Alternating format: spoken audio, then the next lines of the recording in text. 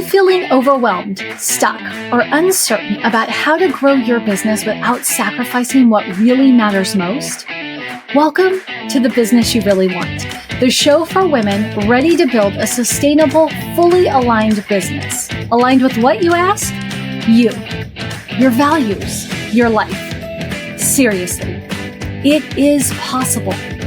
I'm Tonya Kubo, and along with business advisor extraordinaire Gwen Bortner, we're here to show you how.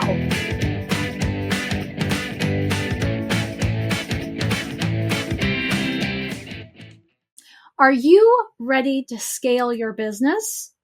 Are you ready to achieve goals that are like the size of your dreams, the size of your imagination? All right, I can't say that that's necessarily what we're doing today, but what I will tell you we are doing is we are going to show you a proven, actionable goal setting strategy that we use right here in Everyday Effectiveness to set ourselves and our clients up for major success. And honestly, it's one of those things that's easier than you think, but also easier said than done, which is why we're walking you through it. But whether you are ready to grow, you're ready to scale, our 5-3-1 strategy for goal setting can make all the difference. My name is Tonya Kubo. Just in case you're new to the show, this is Gwen Bortner, my absolute favorite operations expert.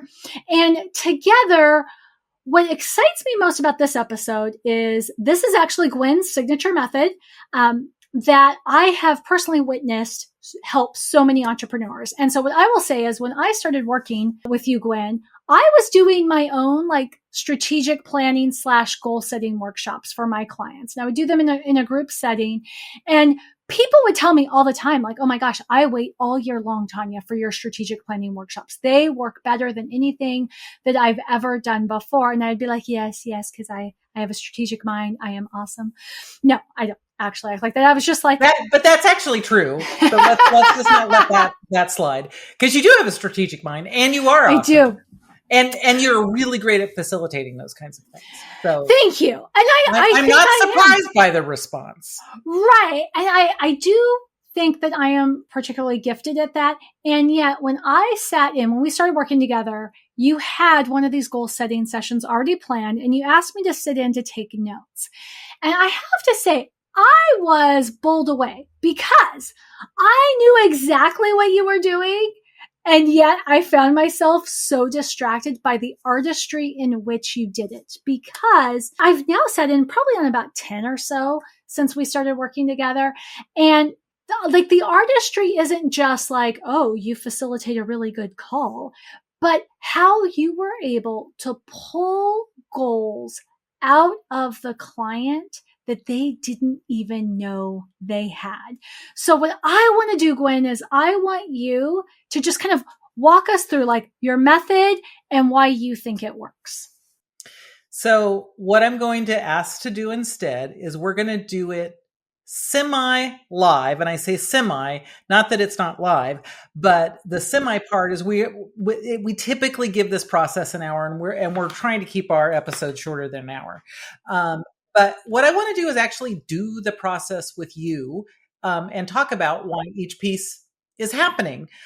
So it's not quite truly a 5-3-1, but it should give them a feel for it and understand why the way we do it works in the way that it does work. I think that's the easiest way to do it instead of trying to explain it. Because I know when I've explained it to clients, they're like, that's not going to work with me. And then we go through and it's like, that was amazing. Yes, well, I could totally see that, right? Because honestly, like I've heard of the framework before, and I've never seen the framework like this. So, okay, so I am willing to be a good soldier. I volunteer. What I actually just heard is I get free coaching, and I'll take that. All right, so where do we begin? Well, and the first thing we're going to do is make it clear that although Tonya does work with Everyday Effectiveness, she is an independent contractor with her own business and her own clients. So I really want you to do that from that perspective, not as someone who works with me, right? But you're putting on your TonyaKubo.com hat right now, not your Chief Moo for Gwen hat right now. I love how you refer to that the same way I do. I always, like, whenever I'm talking about my own business, I'm like, this is for TonyaKubo.com, not for Everyday Effectiveness or any of my other clients. Okay. TonyaKubo.com hat. Got it. Yeah. And where I start is I will explain. We're actually going to start at 5 years out. I don't like looking at 10 years, particularly with the type of business that I usually work with, because 10 years is just kind of a little too far out. Lots and lots of things. Not that looking 10 years out is bad. I know there's some people who love looking 10 years out. I'm not saying it's bad, but I find it's more productive for us to look 5 years. Okay. And then what we're going to do we're going to come up with some information at 5 years. And then what we're going to do is say, so for that to be true in 5 years, what would need to be true in 3 years? Okay. And we're going to talk about that a little bit. And then and while we do that, we're going to say, and for that to be true, what would need to be true at the end of this year? We're running this near the end of 24. So in this context, we're going to say, so what would need to be true at the end of 25? Just for people to have context of when this is, because we know this stuff lives forever. And if they're looking at it in 1930 or 2030, see, that tells you. That would be going back in time. That's like I was like, just so we're clear, you weren't alive in 1930. No, I was not, but family members, close family members were. So that's the general process, which I usually explain to my clients, so that they get a feel for it. And where I start is different at the 5 year, because the first thing I'm going to ask you, Tonya, and I'll let you share it in a way that you feel comfortable sharing publicly, because obviously we don't usually do this publicly, and it's never shared publicly. Yeah, no. Okay. So, you can put your own constraints on it. Is I want you to think about, what do you know will most likely be true? Now, we can't really predict the future, but the examples that I often give are ages of children, status of partners, spouses, whatever, ages and possible statuses of parents, our own age and status, retirements, thinking about kind of all of those things. And I say that we likely believe will be true. Obviously, all sorts of things go astray. But instead of saying, what do I want my business to be in 5 years? Let's not start there, because that's like this big, giant white piece of paper that can be very, very intimidating. So instead, let's start with, what are things that will likely be true in 5 years? Give me just 2 or 3 really quick hits. Yeah, well, okay, so I'll be in my early 50s. Brian will be in his mid 50s. And the girls, so we'll have one who potentially will be in college. I mean, definitely out of high school. And the other will be preparing for high school. That's a great example. And if I remember correctly, both of your parents are no longer with us. Is that? Yes, I am an orphan. True? Yeah. Okay. So that's a really good point though, right? So I have a different set of circumstances and possibilities, right? Because I'm an orphan. Now, Brian's mom is still living. Brian's dad died before we met. So we do have one aging parent in the mix, but it's not my direct aging parent. And I don't have siblings. So all of that plays into this equation, and what we would sometimes dig deeper into that. We're not going to in this environment, because we're going to try and keep it compressed, right? But the reason that we start with all of those things is we often set goals without considering what the things are that are going to be happening in our life that we have minimal control over. You can't stop those girls from aging, whether you wanted them to, or if you wanted them to age faster, you can't do that either. Yeah, right? That's true. It's both. True. It's a both and. But often what we start discovering when I say that is people are like, oh yeah, all of the kids will be out of the house. Oh, the kids are going to be like 10 and 15. Oh, holy moly. That's a really busy time for kids. If you have kids. And so part of this is, when we set goals, we often forget that we need to set them in context of everything that's going on in our world. They are not siloed, even though they're the business goal. And the other thing that sometimes I have to remind people is, although you said mid-50s, I believe is what you said, early 50s and mid-50s. For some of that feels really, really old. But since I'm quite a bit older than that now, what I can tell you is it's not that old. There's a lot of time yet to hit other goals that may not be appropriate for this place and stage of your life right now. And that's, I think, one of the big reasons people struggle with goals is they're setting goals separate from what is appropriate with their time, energy, family situation, financial situation. The list goes on and on and on for where they are right now or will be at that point, most likely will be at that point in time. And so they're setting themselves up for failure right off the get-go. And so that's the first thing. So that's where we start. So given that piece of information, what is something that you would like to be true, related or unrelated, but tied together with that information for your business? I would love to have a 20-hour work week. That's a great example. You'd love to have a 20-hour work week. And I'm afraid to ask you this because it'll make me probably feel bad. How many hours are you typically working a week now? Probably. Because I feel like I'm a major contributor to this. Yeah. So here's what I will say. I am contracted 50 hours a week. Sometimes it's longer. I was going to say, so that probably means closer to 70. Some weeks, yes. Because I understand how these things work. I've traveled a really, really long time in a lot of environments. So probably always 60 and probably sometimes 70. Yeah, probably. Yeah, that because would be that's true. Just kind of the way the nature of that works. Nature of the thing. Right. So one of the things that I would say in this case is, so what we're talking about is cutting 2/3 of your workday away. That's a lot. That is a lot. That's a lot. And so I have 5 years. You have 5 years, but that's still a lot. And, and this is part of my process, is to like raise these things and say, is that actually feasible? Do we really think we can do that? And then the other question in this case that I would ask is, can you reduce your work hours to 20 and still make the income that you want or need to be making at that time? If we were actually working, I would be like, and that's why I'm here. Because I don't know the answer to that question. I mean, I know what the gurus tell me. I'm just one funnel away. You know how we feel about that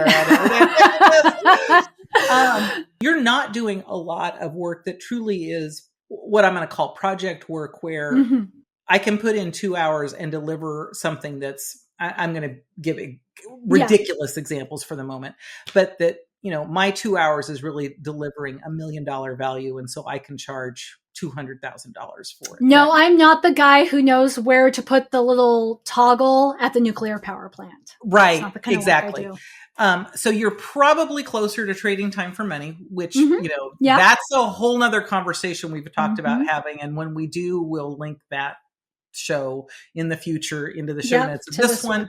But we've been, as a society in the entrepreneurial world, we've been sold a bill of goods that trading time for money is evil.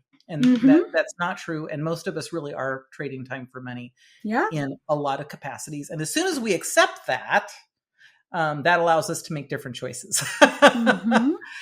So that really would be what my next question would be, is, can you do that? And typically we would talk more about what that means. Yeah. Right? I would ask for specific numbers and say, so that means that, do you feel like you can get that for the, you know, I mean, we would have a whole conversation around it. Let's assume for the minute that yes, you can. You can earn what you need to earn, maybe because you've said, I don't need to earn as much as I'm earning, or, you know, whatever. And, you know, 20 hours feels right. Let's just say that we all agree on that, right? So the next thing I would be asking you is, so for that to be true in 5 years, what needs to be true in 3 years? Okay. Because you can't just cut 2/3 of your time instantly without some prep, typically, unless something disastrous happens. And that's not which generally causes stress and burnout. We're not trying to do that. We're trying to do this in a very manageable, sustainable way. So when I say that, what do you think your answer is to that? Yeah. So I have 3 answers. So one would be, that's okay. All of them are good. One would be that I have, you know, a portfolio of digital products that I sell so that can help offset the income. Another is that I start streamlining my client base, right? So rather than working at the level that I work for 5 clients, I consider myself at capacity with 2 to 3 clients. And then the other thing that would have to be true, or may have to be true, is to build out a team so that still same amount of work, maybe less in my pocket, but still same amount of workload spread around more people. Okay. And typically what I would do at this point, we're not going to do it this time because too much time, right? But typically I would be poking at each one of those options and helping you decide. And when I say poking, this is where we talk about accountability. It's really reflecting back to you and saying, so what I'm hearing is this, does that actually seem true to you? Does that actually feel comfortable to you? Do you really think that you can do that? Does that align with you? And so I'm going to quickly just poke a hole in each one of these. You do not need to respond to them, but the type of question that I would ask, and because I'm not taking notes, I don't remember what all three were, but we'll see how That's I do. okay.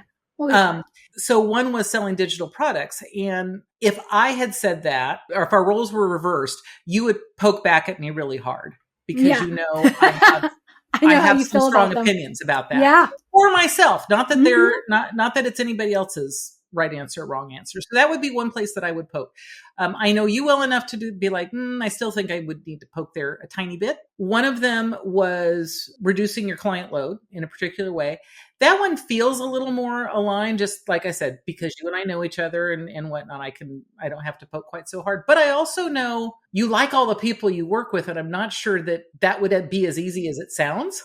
Right. Yeah, right. And so I would be poking of like, so how are you going to make those decisions of who stays on the list and who doesn't stay on the list? So that would be where I would be poking on that particular one. Just my thought process. And then the last one was bringing on staff. And where I would poke on that, because back to I know you, is to say, so you've done this before and you decided you didn't like it. Why do you think this time would be different? Oh, yeah. Let's poke there. That's a good one. Okay. Yeah. So let's pretend we decide that is the answer of these That three. Is the answer. Sometimes it's a combination of all three. There's not like there's one right answer and these others are bad. Sometimes it'd be like, well, if we do a little of this and a little of this and a little of this, then we can do the whole thing. But let's just assume that just for simplification purposes, we say, there we go. We think the best answer for this is that you're going to bring on some additional staff to help you so that you personally are not working as many hours. My poke is, you've done this before. Why do you feel this would be different? Because when I did it before, it was under an agency model. And what I recognized is just in the kind of work I do, especially with online community design, agencies don't have the margins to really support paying somebody a living wage and delivering great service. So when I think about down the line, building out a team, I think more about building out a team that allows me to still be the principal. So I'm not looking at my team to do service delivery, but I'm looking at hiring a project manager to keep track of dates and deadlines and deliverables, hiring somebody maybe a different person, maybe the same person, who handles the client facing, just making sure that we get what we need when we need it, so that I actually can spend my time doing what I love, which is the strategy, the execution plans, and being a thought partner to my clients. Okay. And of course, you know me well enough to say I relate to that, to that answer. I maybe feel that way because I've seen it modeled and I hadn't seen it modeled before. Okay. So that, there was nothing there that like raised a flag. There might've been some if we went further, I'm just going to keep reiterating. There's more digging. Right. There's a little more pushing on all of this because I don't want someone to say, oh, well, yeah, that wasn't that fabulous. Yeah. Well, we're giving little snippets along the way. But as you're saying that, it's like, yeah, no, I can see that work because, I've seen it work personally, as well, and figuring out where those parts are. So for that to be true in 3 years, and usually at 1, I'm only looking for 1. At 3 years, sometimes I'm looking for a couple things that may need to be true. And although this time we're focusing very much on business in this conversation, sometimes there's personal stuff associated with this as well. So for instance, I'm going to, not your situation. Okay.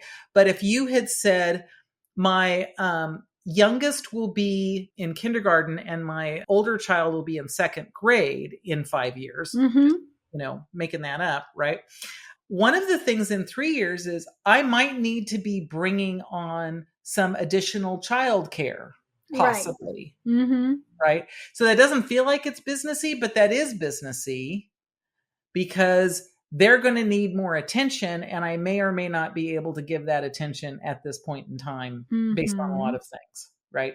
So it's not always just business things that we're identifying. Sometimes it's like, oh yeah, because of life situation, there's some other things that may need to be happening over here as well. Okay. So, bringing on some staff to support you on more of what I'm going to call administrative types of activities in 3 years, what would need to be true in 1 year? And keep in mind, generally at 1 year, we're looking for usually 2 to 4, sometimes 5. 3 is kind of the sweet spot of key things that need to be happening within 1 year. In this case, like I said, we're going to use the example of by the end of 2025. Yeah. So it's funny is because I had a different answer to that question. But what came up is, given what I said I'd love to do in 3 years, like I really think that in the next year, I need to be looking at maybe not necessarily hiring a project manager to come on and help with the work, but at the very least, having the foundation built up so that a project manager could come in and truly help me. So whether that's documenting processes or even just having a job description for what I would want from my project manager. So there's probably multiple things here that probably all need to happen, right? And so typically we would spend time and I would help you start pulling that out, because what you said is true. You probably do need to start documenting processes. You probably really do need to think about, is this one role or 2 roles? Because you kind of talked about project manager, but you also talked about kind of customer support. Right. And because I know what you do, chasing down deliverables is really what you're talking about. Yeah. But I could see that being the same person, and I could see how that really is one role, but I also could see how that might be 2 roles. So, getting really clear on, are these separate roles or is this one role, and understanding that. Starting to document it and say, starting to look for your holes in where you're making logical jumps and maybe somebody else wouldn't be making these same jumps because they're not already in your head. We have lots of conversations about that around here. Right. Right. No shame on you at all. It's just the way, it's the being a human, it's being a people, sort of a thing. I would also be really interested in why you'd be waiting for a full year before you'd be hiring that person. Because what I find a lot in my conversation, this would be one of the places that I would be poking a little bit, is we often try to give ourselves more times on the things that scare us a little bit, but actually could be done faster. And we give ourselves no time on the things that are actually more complex, need more time, but seem more fun, for lack of a better word. Right. And what I heard, which may or may not be true, which is why I would kind of poke at a little bit, is I'm a little scared about this. This doesn't feel that fun. I'm not really sure that I want to be sharing this space yet, so I'm going to push it off. Yeah. So, gosh, you're good at this. Okay. Thank so there's a couple of things that come up. I am. You're welcome. So there's a couple of things that come up. And it's so funny is because I have watched other people in this chair, so to speak. I know you have. And I'm like, how does that happen? Like, how does she do this? So it's 2 things. So thing number 1 is I don't feel like I have the margin right now to bring on a team member and do all the other things that we do. And which then brings up the real thing that I don't want to address, which is the need to raise prices. So I have some legacy clients, and when I started in business back in 2007, I didn't really think much about pricing structure. I was just willing to accept whatever people would pay me. And then when I started to put my big girl CEO pants on in 2017, 2018, I made a decision that if a client stuck with me, I was never going to raise their prices. And I'm not going to lie, Gwen, you're going to laugh, but I never thought clients would stick with me without a break in service for as long as they have. I just thought, well, it'll just be attrition, right? Clients will exit. A new client will come in, they'll come in at current pricing and it'll all work out. And I'm a victim of, I guess, my own success in that, more than half of my client load are legacy clients under very, very low pricing. That it's not just that it's not market rate. It's just not really sustainable at this stage because I can't hire help in some cases for what they pay me. So, and I don't like saying that out loud, actually. That was not fun. I know, and I make my clients do that all the time, and they're always surprised. And I say make, but I don't. I just ask the right question, and all of a sudden they're blurting it all out, and they're like, "How did that happen?" Yeah, so, I'm like all squirmy right now. Example. Okay, keep going. So one of the things that I say a lot is, at any point in time, one of the most important things we do is make a decision, because the indecision is actually usually costing us more than whatever decision we make, right?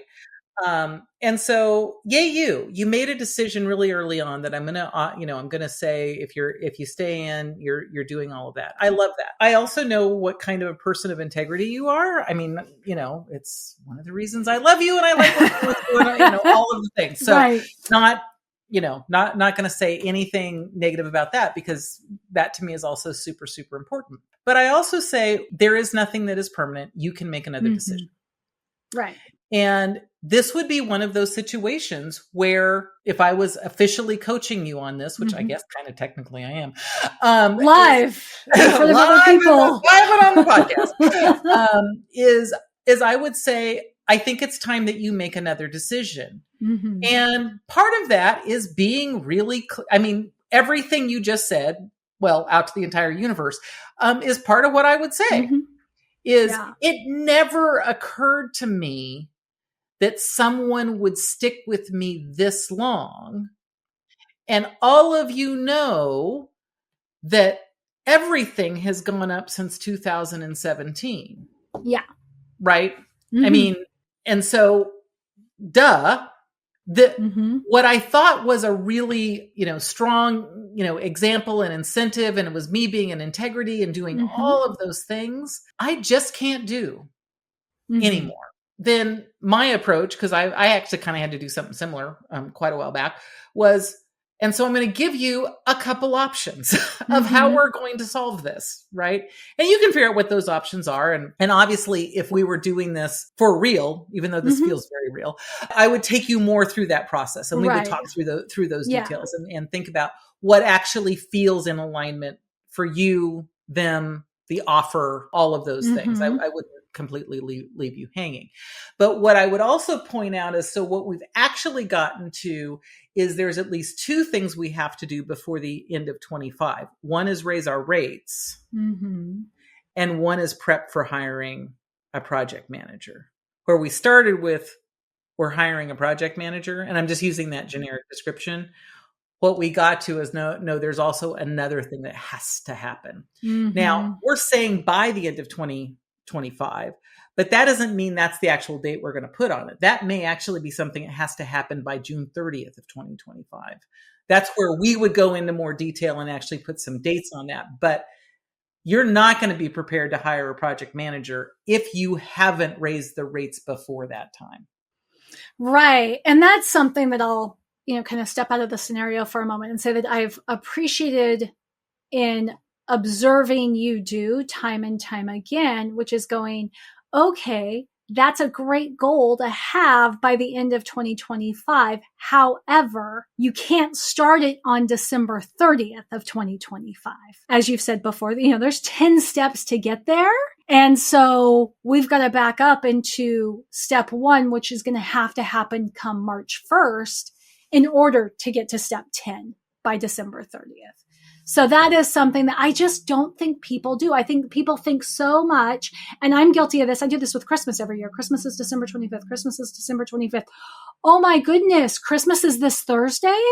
Because I have been so focused on Christmas being December 25th, I totally bypassed the fact that we're already at December 23rd.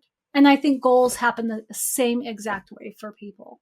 And we talk about this quite often, but this is the power of our weekly course of action process that we use with our clients, is we help them think through what needs to be happening on any given week to actually get to the point so that we aren't trying to achieve all of our goals 10 days before the end of the year. Because the other side of it is, if you can achieve it in 10 days before the end of the year, that was only a 10-day goal. That was not a year goal. Mm-hmm. So we could have had that done by January 15th. How much more could we have done? Right? Yeah. So to me, it's that balance. I know this particular podcast went a little different than you probably were planning, at least. Oh, initially. We went left field, but that's okay. But I also think it was really, really good. Yeah. So I want to spend some time. I mean, first of all, I want you to wrap up however you feel like we should wrap up this piece. And then I have some questions. Well, and I feel like we did enough for this. Like we would take it a little bit further, but for the purposes of how we're handling this example, I think was a great example. And I really do appreciate your trust in me to do this in a way that you didn't feel like fully exposed in a really bad way. Even though I think you did become a little more exposed than you were expecting. Yeah, I'm a little sweaty. I'm not going to lie, a little sweaty. Glad that we don't have smell-o-vision around here. And what I feel like I should say, wearing my, marketing officer for everyday effectiveness hat, is that typically you don't do these as a one-off, right? This is part of a client relationship and is usually followed by the weekly course of action, where after you have the 1 year goal, then you map out like what needs to happen over the next 13 weeks. And then there's that mutual accountability process that our team practices with clients that carries it forward. It's not like you just exit stage left going, okay, I've got to raise my prices and hire a project manager. I'll come back when that's done, because it's a much more iterative process than that. So some questions I have though, because I want to say, well, how did we get here? And yet I can watch the recording and know perfectly well the series of questions. But I think what I'm most interested in, or what I just experienced, is what I thought was the problem ended up not being the problem. And we got there in like under 30 minutes. I've been chewing on the idea of raising my rates since January. So let's just 11 months or so. By the time this episode airs, I only recently, a couple of weeks ago, came up with the idea of needing a project manager versus a different type of service provider. I was like, oh yeah, that's the piece. Because when I did my own time, like task study, I recognized a lot of my time goes to chasing down things that are due to me and babysitting deadlines. How did you get me there in under 30 minutes? Like, I'm fascinated by this. I'm magic. Okay. Well, that's as good of a reason as any for me these days. I'll take that. You could have told me you manifested it. I would have been like, oh, all right. Part of that actually is the answer.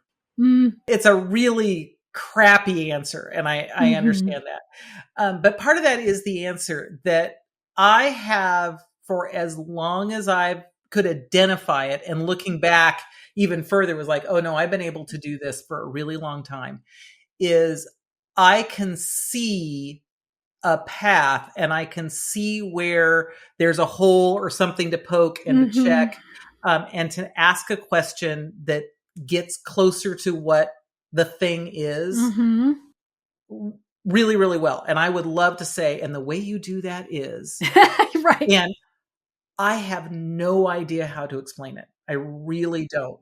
And I really do think it is part of my own superpower. Like we all have our superpowers. Yeah. I don't think any of us fly, but maybe someone does. But I'm sure it is a superpower. And I've learned that I have to just know that it is part of my superpower. And it is one of the unique things that people get when they work with me, and they're not going to get from anybody else. Well, I mean, someone else may have that same superpower, but it's not going to be what you should expect from everybody who does something even close to what I do. Right? Yeah. So that's not a great answer that I'm magic. No, but it made me think of something else. So I'll take that answer because what I was going to say is, I mean, it definitely showcases the power of having outside perspective. Oh yeah, for sure. But what I can say, like, I have biz besties. I have people who are in my circle and hold me accountable to what I say I'm going to do all the time.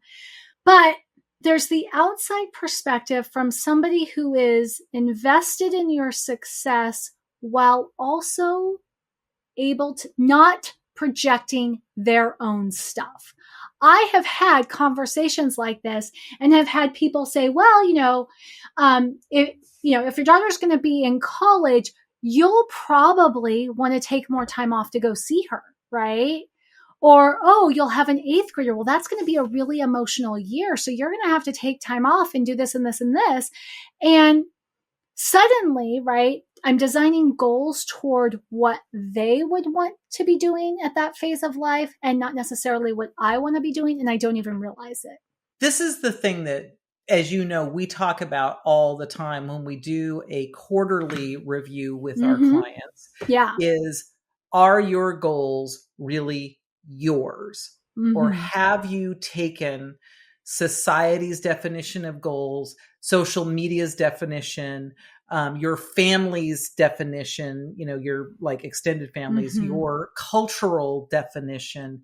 There's all sorts of things that we're bombarded with so early on, and saying, is this really what matters to me? I am not big on the feeler scale. People are always a little bit surprised because I actually do a fairly good job. I've worked really hard to build capacity, but it is not my natural way. And this is where it pays off, is I don't project my feelings onto you. Right. I just see it in a very logical bit, on off kind of way, which is probably why I was really good at programming when I was really, young. Yeah. On off, no feelings, doesn't matter. And that is where part of my natural being, and that's, I'm sure, associated with the superpower, is I'm not projecting a whole lot of emotions and feelings out toward you. And so that allows you to have your answer be your answer. And at the same point, someone pointed out a while back to me, which is one of those like, never even occurred to me. I also don't feel diminished when you're more successful than I am. Most of my clients, by what I'm going to call typical business success standards, are way more successful than I am. I love that. I love that they are. I don't have to get worried about, well, what if they do amazing? I was like, what if they do amazing? Yeah, no kidding. Right? And so, but both of those things together allow me to not be pre-populating your answer. Now, that being said, because I think it's an important caveat, the better I get to know you, the better I will challenge you and say, based on what I know, I think what you're saying is not true.